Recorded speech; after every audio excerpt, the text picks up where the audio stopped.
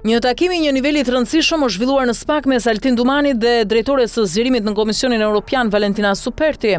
Në takim u diskutua puna e SPAK-ut në luftën kundër krimit të organizuar dhe korrupsionit të nivelit të lartë. Superti e cilësoi diskutimin me Dumanin si shumë të frytshëm, duke theksuar rëndësinë e rezultateve të arritura nga SPAK për procesin e integrimit të Shqipërisë në BE. Së shpejti pritet që Dumani të vizitojë Brukselin, ku do të prezantojë arritjet e SPAK gjatë mandatit të tij si drejtuesi i strukturës posaçme. Komisioni Evropian do të vazhdojë të ndjekë nga afër edhe procesin e përzgjedhjes së kryeprokurorit të ri të SPAK me qëllim që puna e kësaj strukture të vijojë me të njëjtën vendosmëri dhe efektivitet. Ky takim nuk duhet parë vetëm në aspektin formal, mund të jetë një paralajmërim i një arrestimi të afërt në nivele të larta. Mirëpo mund të jetë edhe një mesazh i qartë për politikën që të mos fusin hundët në garën për përzgjedhjen e kreut të ri të SPAK-ut. Një diskutim shumë i frytshëm me kryeprokurorin e posaçëm Altin Dumani gjatë vizitës së drejtores së zgjerimit në Komisionin Evropian Valentina Superti, me fokus se puna e rëndësishme e SPAK-ut në luftën kundër krimit të organizuar. Së shpejti presim të mirëpresim zotin Dumani në Bruksel, ku ai do të paraqesë arritjet e SPAK-ut gjatë mandatit të tij, një kontribut i madh në luftën e Shqipërisë kundër korrupsionit të nivelit të lartë dhe krimit të organizuar, si edhe në përparimin e vendit në rrugën e anëtarësimit në BE.